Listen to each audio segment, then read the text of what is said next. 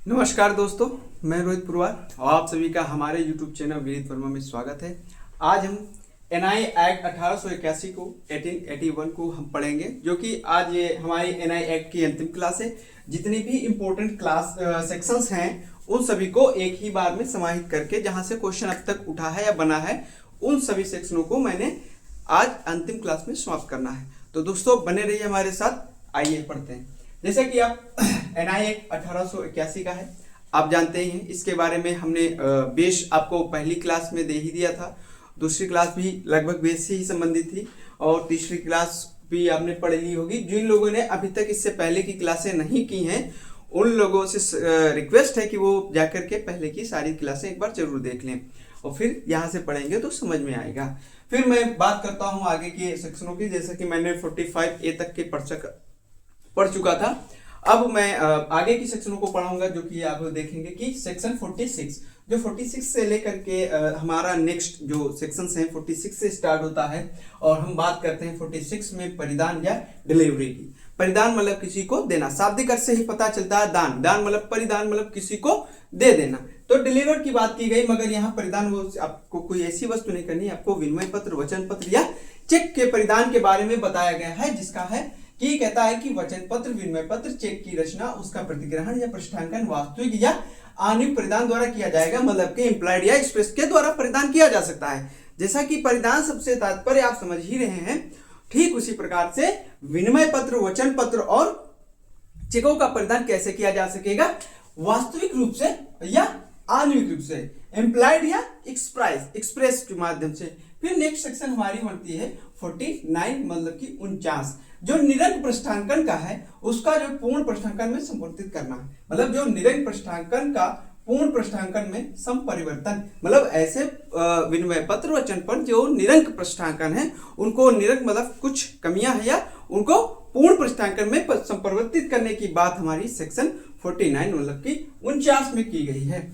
यहां से क्वेश्चन बना है आपके यूजीसी नेट में और अन्य जुडिशरी एग्जाम्स में। निरंक पृष्ठांकित पराक्रम लिखत का धारक पृष्ठांकन के हस्ताक्षर के ऊपर निर्देश लिखकर, किसके ऊपर?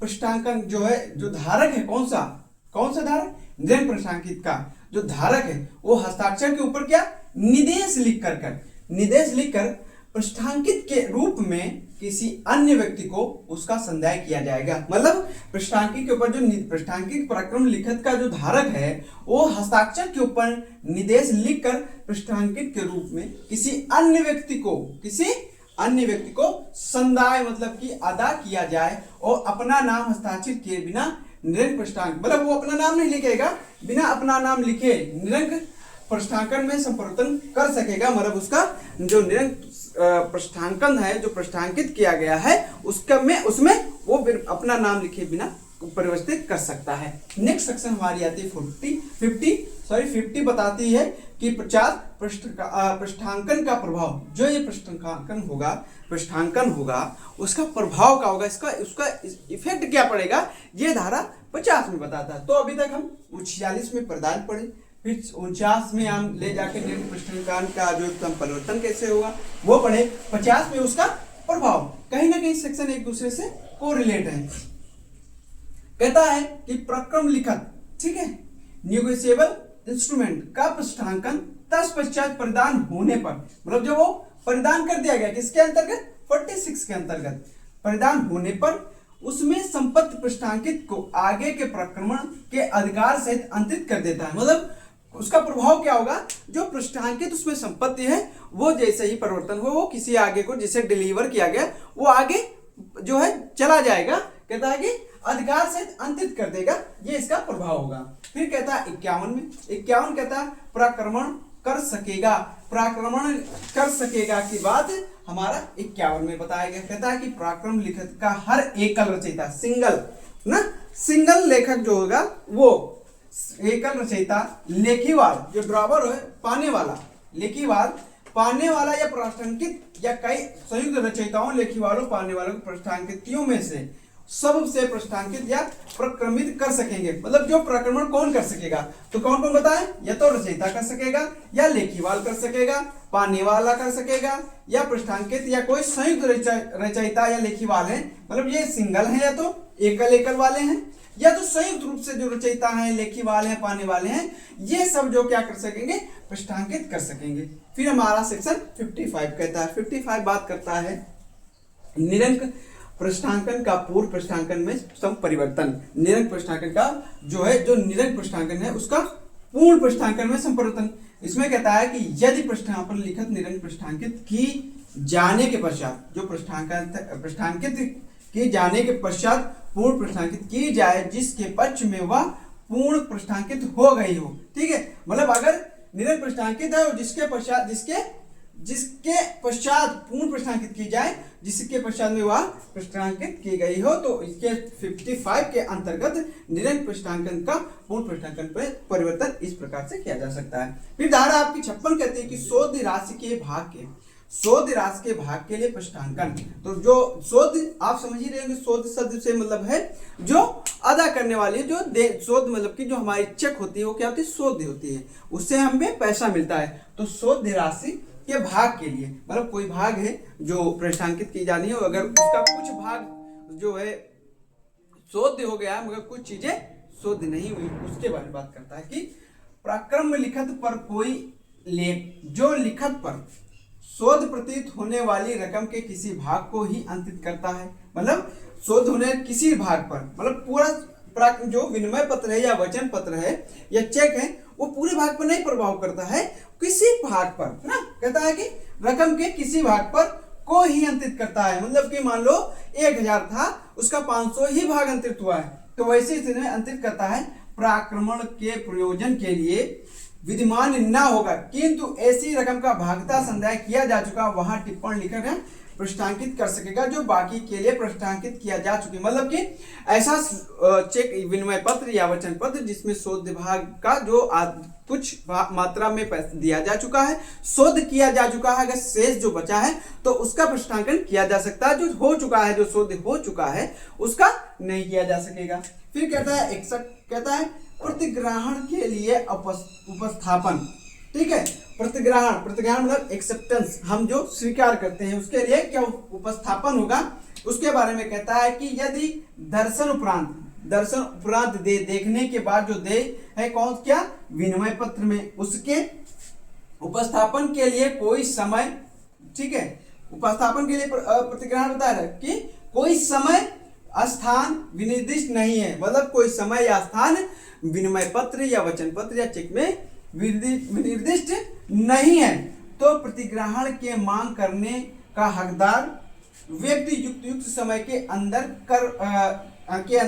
कारोबार के दिन में, मतलब जो अगर मान लो कोई तिथि निश्चित नहीं, कोई समय अवधि चेक विनिमय पत्र या चेक वचन पत्र में नहीं है, तो कारोबार के दिन मतलब जिस दिन लोक अवकाश की छुट्टी, मतलब जिस दिन छुट्टी ना हो उस दिन कहता है ना कि मांग करने पर हकदार व्यक्ति युक्त समय जो कार्य के युक्त मतलब जो उचित हो, रीजनेबल टाइम के अंदर कारोबार के दिन, कारोबार जिस दिन छुट्टी ना हो उस समय में, मतलब कि जो टाइम है, मान लो बैंक का खुलने का समय कितना है, 9 से 4 बजे तक ही कारोबार किया जाता है, तो उस समय में मतलब उस दिन और उस समय में युक्त तलाश के पश्चात या उसके उपस्थित किया जाएगा। मतलब उसके तो उसी समय में जो काल अवधि अगर जहाँ पे निश्चित नहीं है, तारीख निश्चित नहीं है, वहां पर बताया गया है कि काल जो लोक अवकाश के मतलब कि कारोबार के दिवस में, दिन में और उसके समय पर के अंतर्गत जो चेक होगा, विनिमय पत्र होगा, शोध किया जा सकता है, पाया जा सकता है। ठीक है, धारा 66 कहता है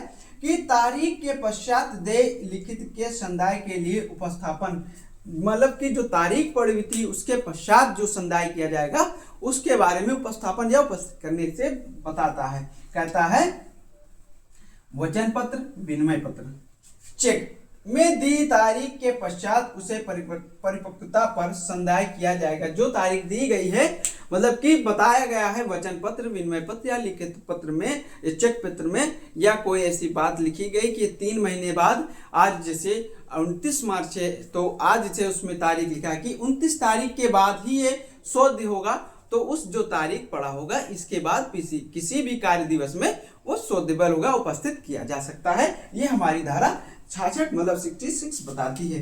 नेक्स्ट इंपॉर्टेंट धारा आपकी है 72। इंपॉर्टेंट मतलब कि बहुत ही महत्वपूर्ण कि लेखीवाल को भारित करने के लिए चेक का उपस्थापन। भारित करना आप सभी समझ ही रहे होंगे अर्थ, ठीक है। भारित करना मतलब चेक लेखीवाल को भारित करे, जो चेक है वो लेखीवाल जो लिखने वाला है को भारित करे, उसे उस बैंक में लेखीवाल और उस बैंकर के बीच का संबंध ऐसे परिवर्तित हो जाए जिससे कि लेखीवाल पर प्रतिकूल प्रभाव न पड़े। मतलब जो चेक है और चेक पाने वाला जो धारण करने वाला धारक और बैंक के बीच जो संबंध होता है, जो लिखने वाला होता है और बैंकर के बीच के जो संबंध होते हैं उन पर प्रभाव ना पड़े, ऐसे संबंध में परिवर्तन हो जाएगा, मतलब कि वो शोध्य हो जाता है। ठीक है, कहता है लेखीवाल पर प्रतिकूल प्रभाव ना पड़े, ऐसे होने चाहिए। मतलब कि अगर मान लो कि धन का अपर्याप्त ना होना चाहिए, मतलब चेक का अनादर ना हो। अगर चेक का अनादर होता है तो लेखीवाल पर प्रतिकूल प्रभाव पड़ता है, मतलब कि उसके अपोजिट। मतलब कि अगर अनादर किया गया है चेक में, आपके खाते में अगर उपयुक्त पैसा नहीं है चेक तक की सीमा तक, तो क्या किया जाएगा, क्या होता है कि वहां पर दंडित किया जाता है चेक लिखने वाला, मतलब लेखीवाल। ठीक है, फिर नेक्स्ट आपकी इंपॉर्टेंट धारा है 98, जो कहता है कि अनादर की सूचना कब आवश्यक है।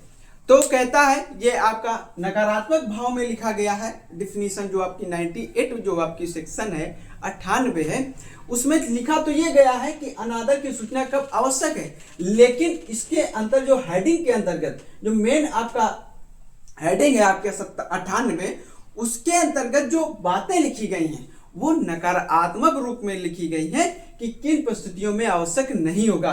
सेक्शन कहता है कि अनादर की सूचना कब आवश्यक होगा, लेकिन सेक्शन के अंदर लिखा कि इन परिस्थितियों में सूचना आवश्यक नहीं होगा। तो आओ दोस्तों देखते हैं 7 कुछ पॉइंट हैं जिनके आधार पर सूचना आवश्यक नहीं होगा। इन आधारों को छोड़कर अन्य आधारों पर सूचना आवश्यक होगा। मैं पढ़ता हूं, पहला वाला कहता है कि पक्षकार को अब मुक्ति दे दी गई हो, मतलब जो वचन पत्र, विनिमय पत्र या चेक के जो पक्षकार हैं उनको मुक्त कर दिया गया हो। दूसरा कहता है संध्या प्रतिदिष्ट कर दिया गया, मतलब कि जो वचन पत्र, विनिमय पत्र या चेक का जो पैसा था उसको अदा कर दिया गया हो, संध्या कर दिया गया हो, तब उस आवश्यक सूचना भी देना आवश्यक नहीं होता है। तीसरा कहता है नुकसान की सूचना के अभाव से नहीं हो सकता, मतलब कहती है तब ऐसा कोई सूचना नहीं दिया जा सकता जिसमें नुकसान का अभाव, मतलब नुकसान का अभाव, प्रभाव ना हो, मतलब नुकसान ना हो, तो ऐसी कोई सूचना नहीं दी जाएगी।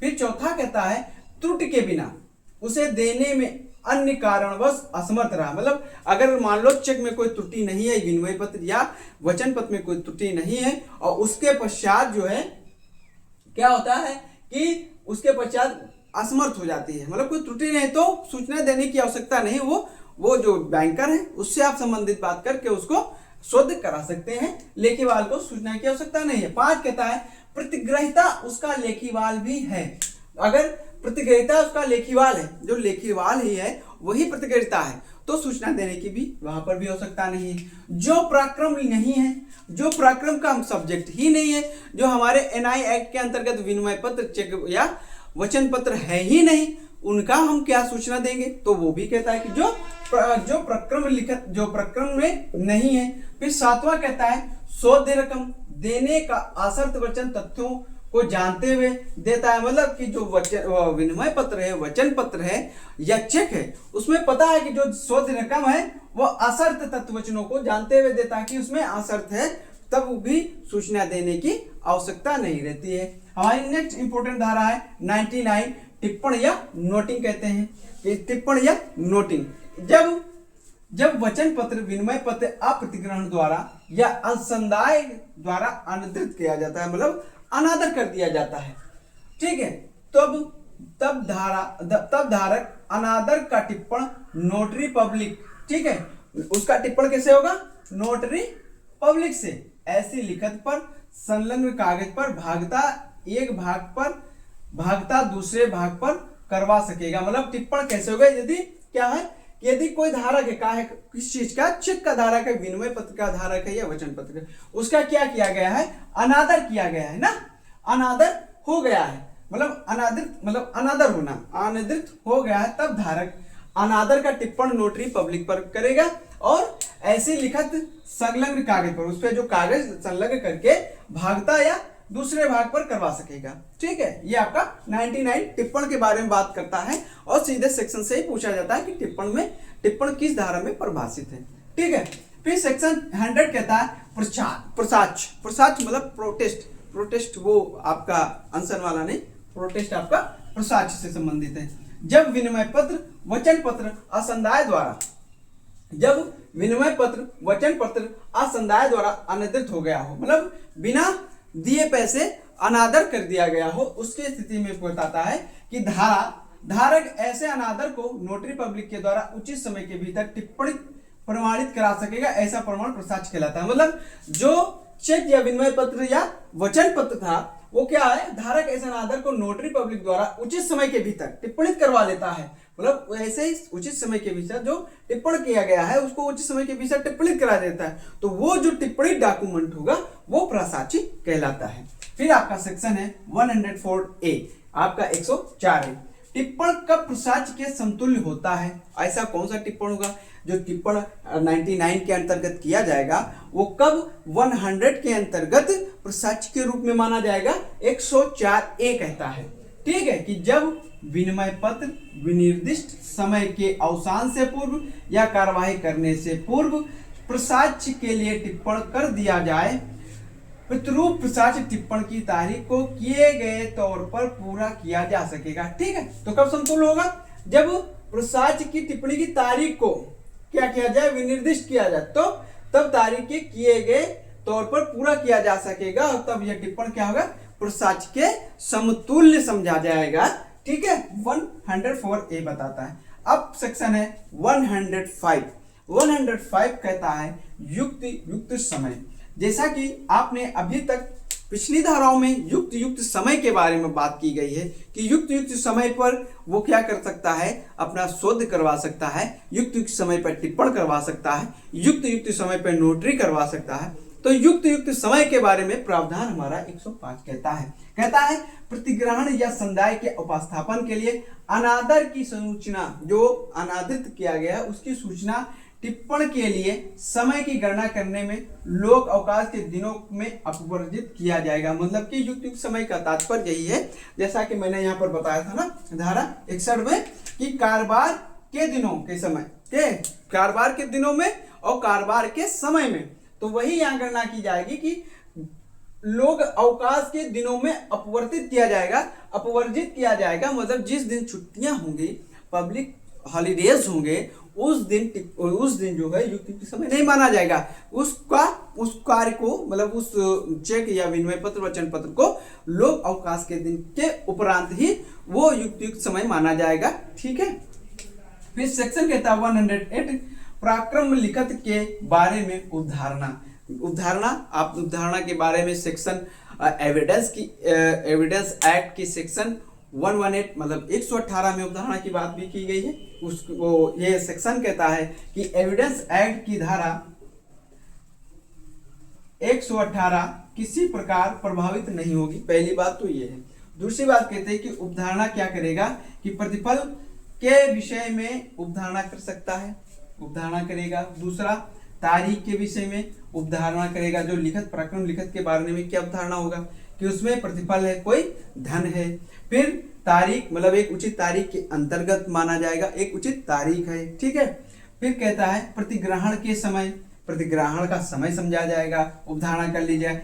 अंतरण का भी उपधारणा कर लिया जाएगा कि किस समय ये अंतरण होगा। फिर पृष्ठांकनों के क्रम, मतलब एक क्रम होगा कि हाँ ये एक क्रमित है। सेट ऑफ, जब संवर्ग आप पढ़ेंगे सेट ऑफ बिल्स, मतलब कि विनिमय का संवर्ग, तब आप पढ़ेंगे भी आगे। फिर कहता है स्टाम्प के बारे में उपधारित किया जा सकेगा और धारक सम्यक अनुक्रम का धारक है, ये भी जो है उपधारणा कर सकेगा। मतलब कि 118 हमारा आपका NI एक्ट 1881 का बताता है उपधारणा के बारे में। हमारा एविडेंस एक्ट भी बताता है धारा 118 उपधारणा के बारे में। ठीक है, मतलब इसकी धारा एविडेंस एक्ट 1800 एविडेंस एक्ट की धारा 118 पर किसी प्रकार कोई प्रभाव नहीं डालेगी, रिमाइंड रखना, ठीक है। धारा 122 कहती है पूर्विक पक्षकार, पूर्विक जो पिछले हैं, समझ ही रहे होंगे, पूर्विक पक्षकार का हस्ताक्षर के विरुद्ध विबंध स्टॉपल आपका एविडेंस में कहा दिया गया है, सेक्शन 115 टू 117, मतलब 115 से लेके 170 तक में स्टॉपल की बात की गई है। वही स्टॉपल की बात कहता है विबंध, मतलब स्टॉपल का तात्पर्य होता है कि अपने वचनों से, अपने बातों से ना मुकरना या मुकरने नहीं दिया जाएगा, ठीक है। तो कहता है कि पूर्विक पक्षकार के हस्ताक्षर संविदा करने के सामर्थ्य का प्रत्याख्यान करने के लिए अनुज्ञात ना होगा, मतलब कहता है पूर्विक जो पक्षकार होंगे, पूर्विक पक्षकार का हस्ताक्षर के विरुद्ध कि पूर्विक पक्षकार के हस्ताक्षर संविदा करने के सामर्थ्य का प्रत्याख्यान करने के लिए अनुज्ञात ना, जो संविदा करने वाले हैं उनके प्रत्याख्यान से संबंधित नहीं होगा, उनके लिए अनुज्ञात नहीं होगा। धारा कहती है 132, मतलब धारा 132 विनिमय पत्रों का संवर्ग, अभी मैंने सेट ऑफ बात की थी, set of bills, set of bill मतलब जो विनिमय पत्र है वो जब एक से अधिक हो तो वो सेट्स के अंतर्गत आएंगे, उनको संवर्ग मतलब सेट कहा जाता है, ठीक है। तो विनिमय पत्र संवर्ग सेट ऑफ बिल कहा जाता है इसको, मतलब ऐसे विनिमय पत्र या चेक पत्र या आपके वचन पत्र जो एक से अधिक हैं तो वो सेट ऑफ बिल के अंतर्गत आएंगे। यहाँ से सेक्शन से ही क्वेश्चन बनता है कि सेट ऑफ बिल्स को कहाँ बताया गया है, कहाँ एनआई एक्ट में परिभाषित किया गया या इसका उपबंध किस धारा में है।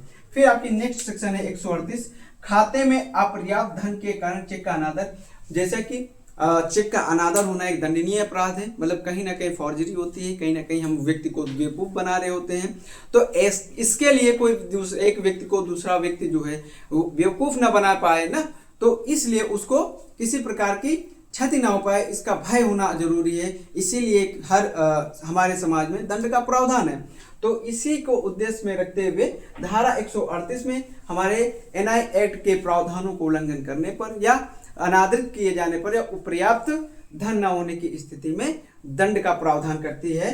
कहती है कि खाते में यदि अपर्याप्त धन है, ठीक है, जो चेक आपने भेजी है, मान लो आपने 10 लाख का चेक भेजा है, वो आपके खाते में कितना है, 9 लाख है, तो अपर्याप्त धन हो गया।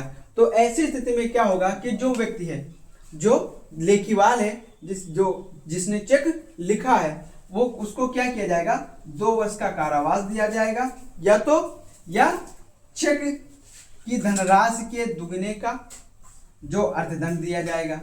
2 चीजें ध्यान से सुनिएगा कि या तो 2 वर्ष का कारावास दिया जाएगा, या अगर 2 वर्ष का कारावास नहीं दिया जा रहा है तो जो चेक में धनराशि दी है उसका दुगने का अर्थदंड दिया जाएगा।